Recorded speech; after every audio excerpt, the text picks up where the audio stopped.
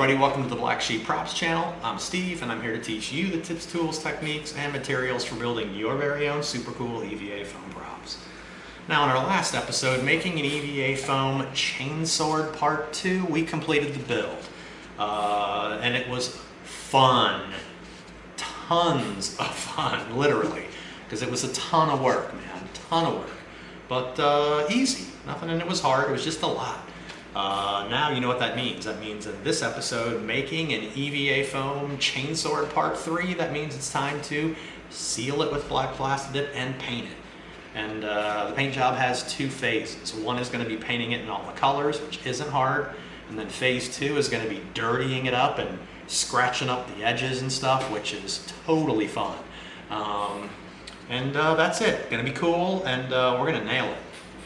All right, so if you're ready to hit it, let's make something. Okay, we're at the spray stand. We're gonna begin coating our Chainsword. This thing's a monster. And you know what we always say, even if you're outside in a well-ventilated area, do not spray without your respirator. Don't fool around with the fumes or breathing any of it in.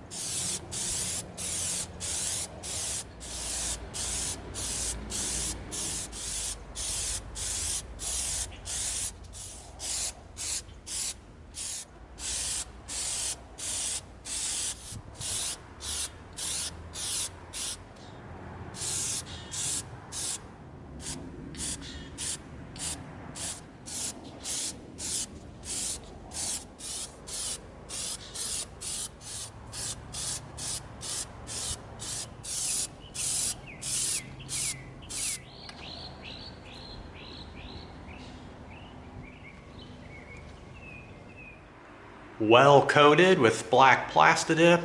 Really cool. Not too difficult. Just take your time, go around it, hit all the angles. Little parts of it are still a little bit damp. And that's it. Nice, looking tight. Wow. All right, here we go. We're gonna begin painting. Now we're really not gonna worry too much about taping off because we're gonna be able to paint over the parts that we accidentally touch. So we're going to come in with our silver. We're going to start with the silver parts first.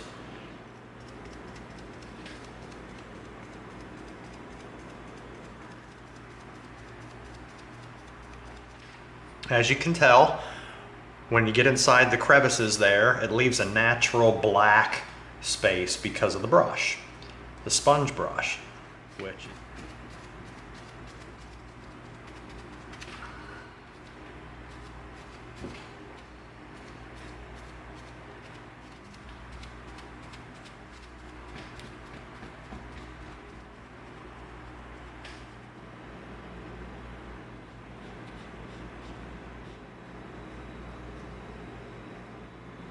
right in there. All right, we've got all of our silver done. We got down underneath here. We got down right inside here and down in there. And we are in good shape now. All right, that was it. Super easy.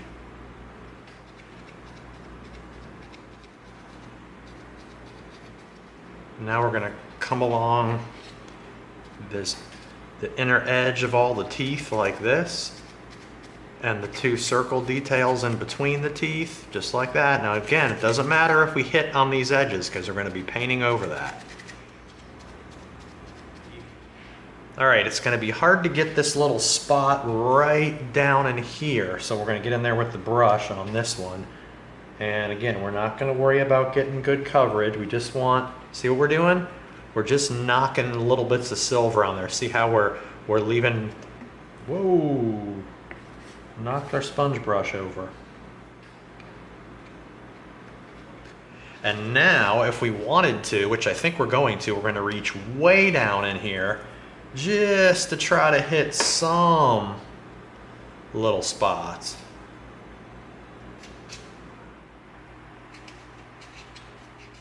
Okay, now we're wiping most of our paint off because we're trying to get inside here low down in the teeth. But we don't want to coat it really good. We still want it cruddy, so we dry most of our paint off so that when we streak it in here, we're getting really broken up, not total coverage on the inside part of the teeth, because that's kind of the look we want. Super easy, absolutely nothing hard about it. All right, now we're going to come in with our copper. And see, there's really no need to tape off because we can use the square edge of our brush like we always do. All right, there we go. We've got the edge coated.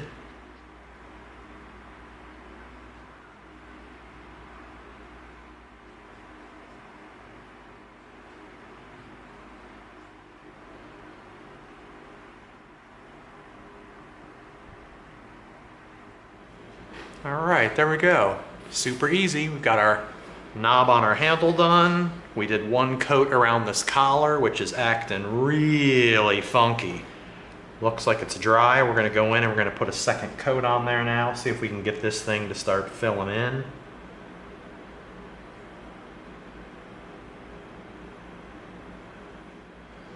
All right, it is filling in a little bit now. And like we've talked about before, we went this direction first. So for the second coat, you go the opposite direction and it helps fill it in a little better.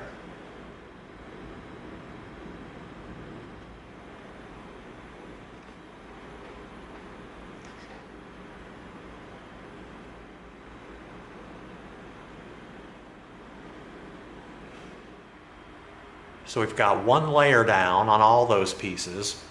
We started to put a second layer down here. Now we're just gonna have to let this completely dry because it is acting ridiculously squirrely. So we're gonna let it sit, we're gonna let it dry completely, and then we're gonna just start layering up.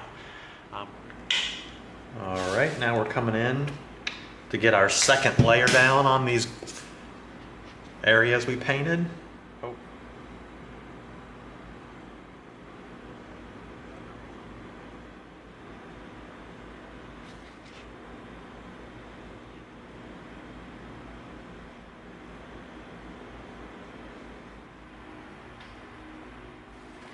All right, there we go. We've got 2 coats on all of our pieces. Not bad. It's filled in kind of nice. All right, we've got a coat down on here. Now you can see how it's starting to cover, but it's still kind of see-through in a lot of areas. So we're gonna definitely be going over this with another coat, that's for sure.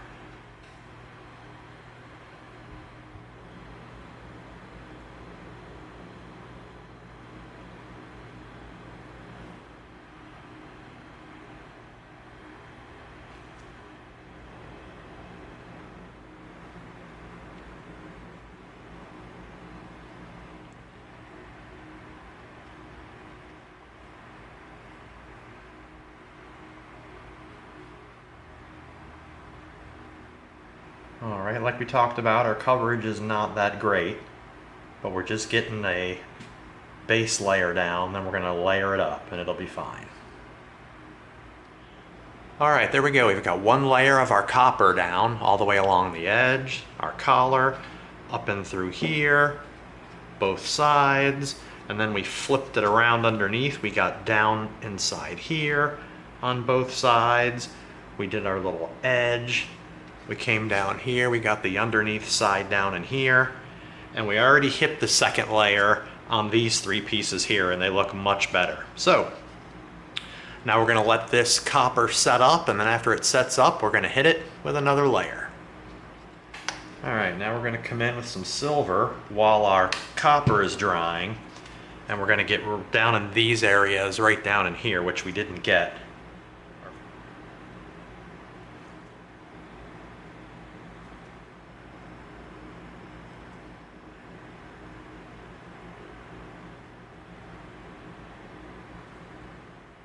Okay, now this is dried for a while. We're going to come back in with our copper. Now what we could have done at the very beginning of this is we could have covered most of this with our sponge brush. But we're going to go ahead and do that now for the second coat.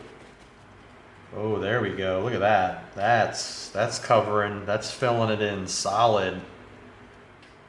Look at that. Big difference between here and here. All right, see that? Look at the difference. That's really solid. That's it. Keep tapping away.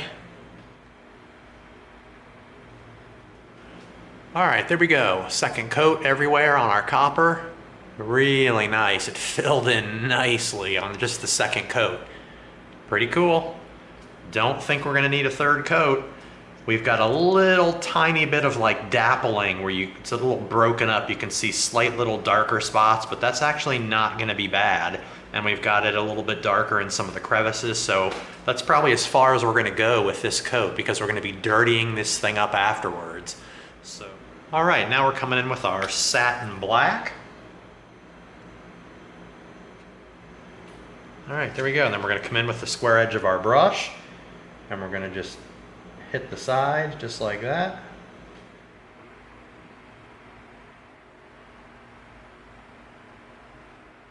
All right, there we go. Now we're gonna flip it around and hit the same on this side. Okay, now we're gonna begin painting this cool detail on our blade. So what we did is we cut out our pieces, and now we're gonna transfer those pieces over to tape. This is going to be what we're going to mask off. Just like that. All right.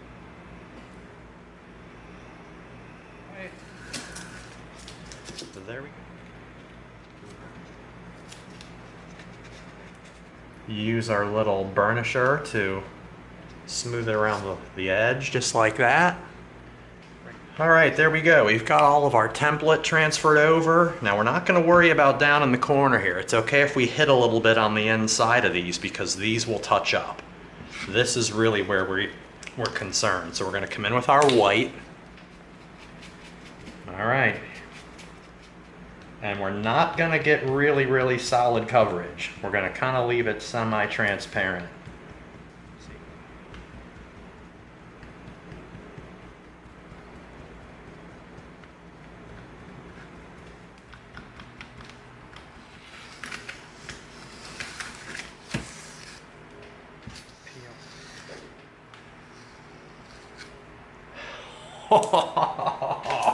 Man, is that cool.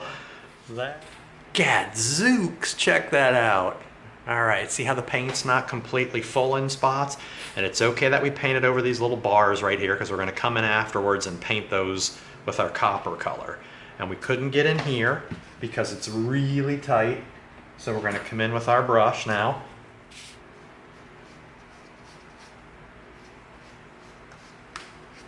And see how we're dragging sort of a dry brush through here just to get some of it, but not all of it. See that? That's the look we want right in there.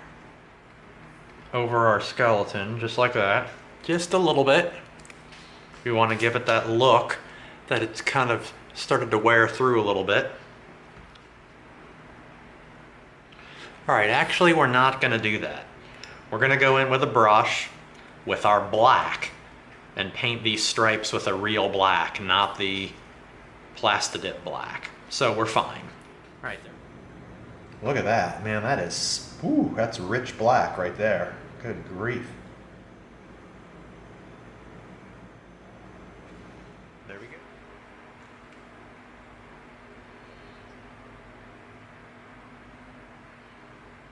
All right, there you go. That's another example of how quick you can fix something if you start to paint and you change your mind. All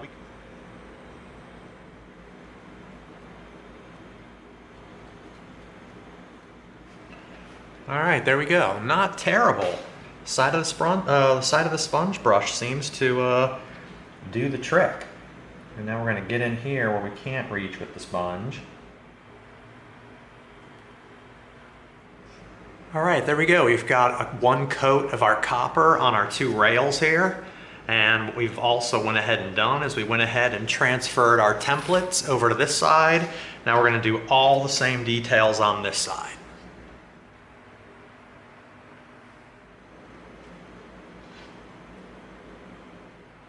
All right, there we go. Both sides of the blade are done. We've got two coats of our copper on our rails. All right, now while that's drying, we're going to come over to our logos and we're going to put the red in there. Use the edge of your brush just like that.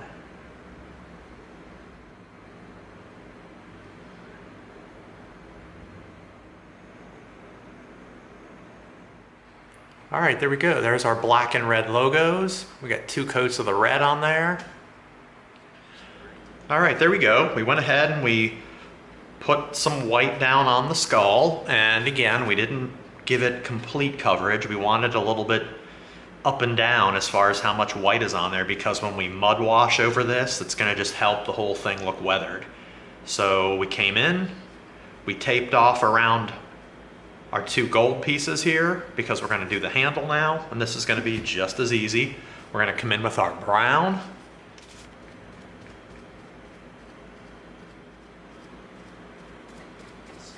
All right, let's let it dry. All right, now we're gonna come in with our raw sienna. It's a lighter brown. Get our brush fairly dry.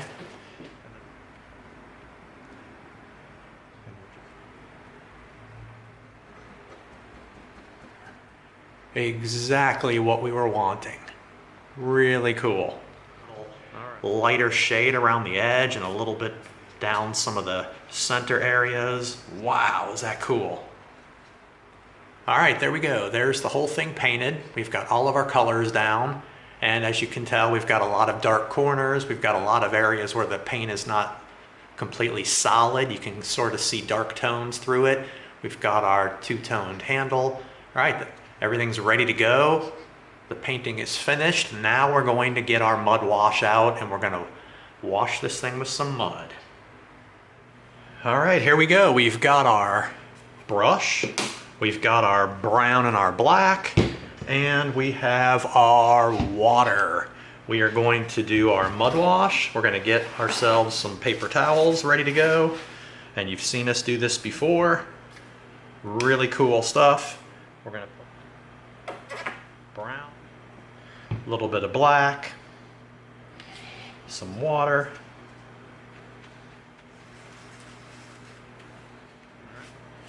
Oh boy, look at that, right over our paint job. Scary, scary, but that's okay, you just start dabbing.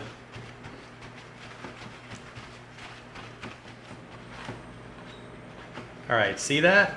See how it's collecting in corners? That's exactly what you want, and you don't want to get it all off. Look at that. Ho, ho, ho, ho. On our white blade. What?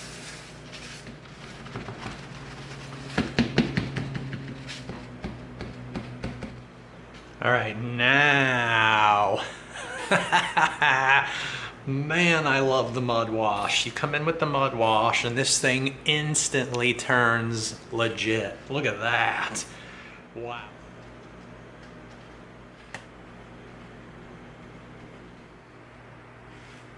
Oh man, scary, pretty scary putting it down over your paint job, but it works every time, so we're not going to worry too much.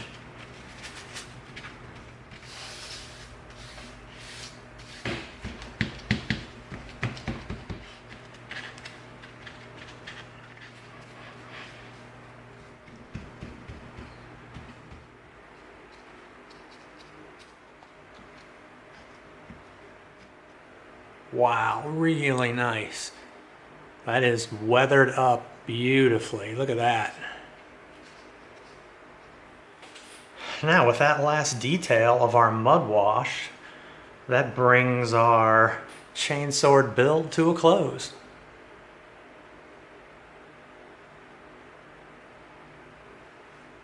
All right, there you go. piece of cake painting this thing. You saw it was exactly what we talked about at the beginning. It's got 2 phases. We painted all the colors, then we came in and weathered it and dirtied it up. Not bad. We came in with a sponge brush and with a regular brush to get into some of the hard to reach areas. We did the silver areas for the metal. We did this gold color so it represents kind of like copper or brass, something like that. And did the 2-tone leather handle, did the black and white on the blade. You saw how we did a little bit of templating up here for the graphics, which wasn't hard. And you saw us mix up that cool brown and dark gray to get the perfect color for these like scuffed and turned edges of this like brass or copper area, which looks really legit. Then we came in with the coolest detail of painting, and that's the mud wash. It's pretty creepy, man, when you're slapping that stuff all over your paint job. But it always turns out great. You end up with a lot of crud and all the crevices all stained up. It gives a really legit weathered look to everything you do. So, yeah, that concludes making an EVA foam Chainsword Part 3. Hope you liked it. If you did, give us a like, share us with a friend, and subscribe to this channel. And together we're going to go step by step through a lot more super cool builds so that you get the props you deserve. Thanks for coming. See you next time.